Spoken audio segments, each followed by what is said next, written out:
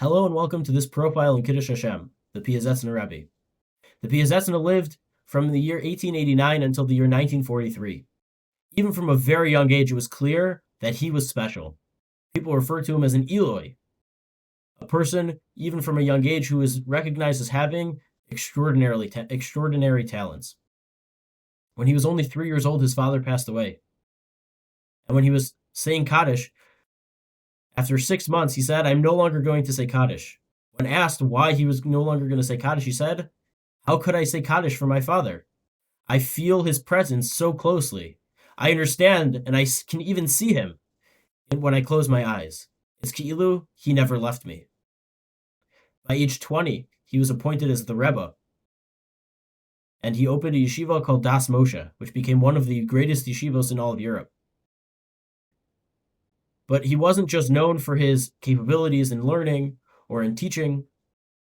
He became known as someone who was extremely sensitive, and he used that sensitivity to elevate his teaching, to the point where they say that he didn't just teach the students in front of him. Instead, he saw each of the students in front of him as a pure and holy neshama, a fiery soul, and he taught that fiery soul. He, in fact, wrote a sefer called Chovas Talmidim, which opens with a call to teachers and Rabbeim and parents to encourage their children to learn Torah and to have this sensitivity, to understand that they are a holy neshama.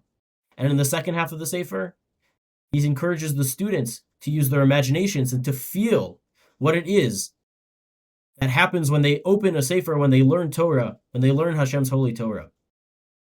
During World War II, he was offered many opportunities to escape Poland, to escape the Nazi death machine. But he refused. He said, "How could I leave my brothers and sisters in Poland? How could I abandon Polish Jewry?"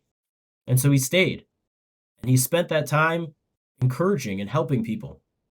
So much so that even when he was put into the Warsaw Ghetto, where conditions were bleak and it looked like the world was crashing down, and he opened soup kitchens, he opened secret mikvos, and he held Tishin to uplift and to inspire people to find Hashem in that moment. They tell a story that in 1939, it was Yom Kippur night, and the bombs were dropping over Poland. The ground was shaking, and there was a group of students who couldn't sleep. And so what did they do? They went to the Rebbe's step, but they didn't want to wake up the Rebbe, so they stood outside his house all night. And when the sun rose, they heard the Rebbe get up, and they listened through the door to the way that the Rebbe said his Birchas HaShachar, his morning blessings. V'harev no Hashem. Hashem, make the Torah sweet. V'targilenu b'sorasecha. Allow the Torah to become natural to me. Allow it to become a part of me. And the students were amazed. How could it be that at a time like this, when there are literal bombs falling on our heads, that the Rebbe could elevate himself, to transcend, and to reach a higher spiritual place?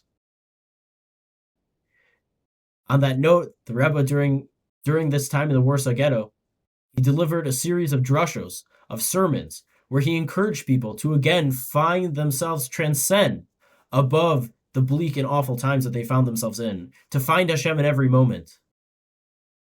Eventually, in the year 1943, when the ghetto was being liquidated, the Rebbe, together with many of the people in the Warsaw Ghetto, were sent to the labor camp called Budzin, where he was murdered by the Nazis, Yimach Shemam. There's a song, a famous song, where the song goes, "V'afilu b'hastara," even in the dark times, shebesoch hastara, the darkest of all times, v'vadai gam sham Hashem nimsa Hashem yisbarach. Dafka over there, specifically in that place, for sure one is able to find Hashem, and I think that is the lesson of the Rebbe.